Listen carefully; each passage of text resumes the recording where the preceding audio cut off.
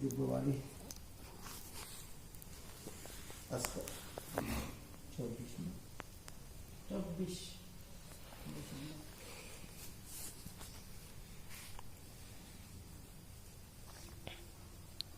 চৈতন্য মহাপ্রভুর জীবনীতে আমরা দেখতে পাই যে তিনি কখনো জনসমক্ষে গোপীদের সাথে কৃষ্ণের লীলা সম্পর্কে আলোচনা করেননি। সেই গোপনীয় আলোচনা নিজ জনদের মধ্যে হতো।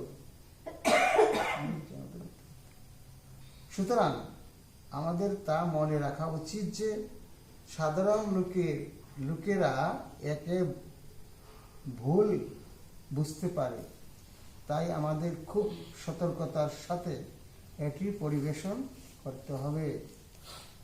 বেশি খোলামেলা ভাবে নয়, তারা হয়তো ভুল বুঝতে পারে।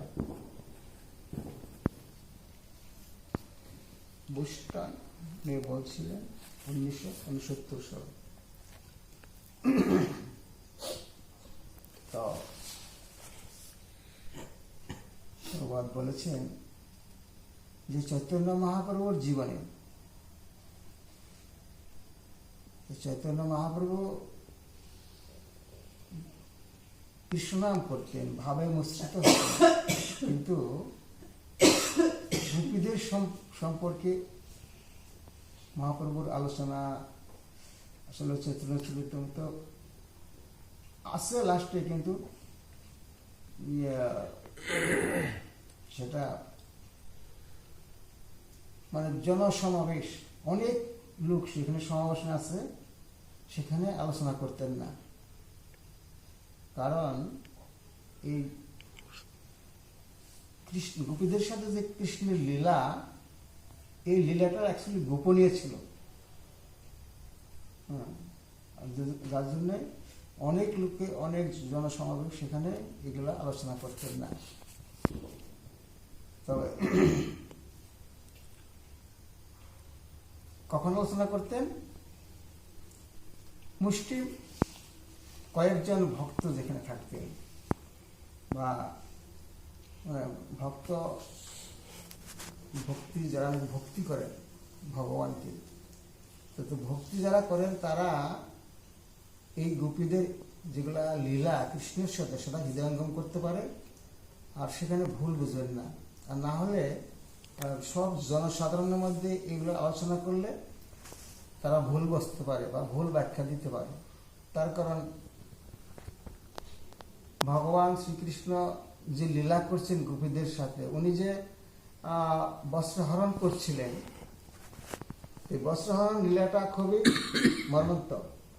কারণ কেন করলেন এই বস্ত্রহরণ? আর বস্ত্রহরণ করার জন্য গোপীরা উলঙ্গ ছিলেন, আর ভগবান কাপড়গুলা দিলে কি করে, যে তোমরা একে একে এসে নিয়ে যাও। তাহলে জল থেকে যখন উঠতে লাগলো, ওনাদের তারা উলঙ্গ ছিল। তো এই ভাবগুলা যদি অনেক জনসাধারণের মধ্যে ব্যাখ্যা করা হয়, তারা হয়তো যেটা সত্যিকারে, যেটা নাকি মানে এটার আসল তথ্য, সেটা না বুঝে উল্টা ব্যাখ্যা করতে পারে। কারণ এটা লীলা ছিল সর্বস্ব, মন প্রাণ দেহ আমার বলতে আর কিছু নয়, সবই তোমার। তাহলে আমার আর সেখানে লজ্জাবোধের কোনো প্রয়োজন নেই, সব তোমার, তোমাকে দিয়েছি আমি, তুমি সব, আর সবই তোমার, এই দেহ মন যা আছে সেখানে এই ভাব ছিল।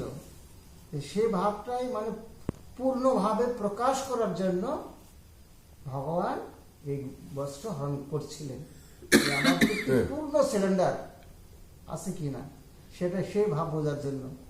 কিন্তু সাধারণ মানুষে তো যদি দেখে এটা, এই তত্ত্বটা বুঝতে পারবে না, সেটা উল্টো ব্যাখ্যা করবে যে অন্যভাবে লীলা করছে, এরকম ব্যাখ্যা করবে। আরেক জায়গায় লেখা আছে যে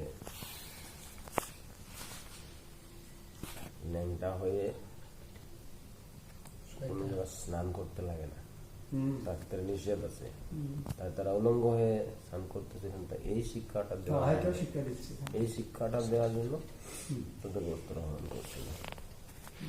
তো আর আগে আসলে বস্তু অনেক জায়গায় পাওয়া যায় যে সুরিরা ইয়েরা মুখরা এরা উলঙ্গ হয়ে স্নান করতো।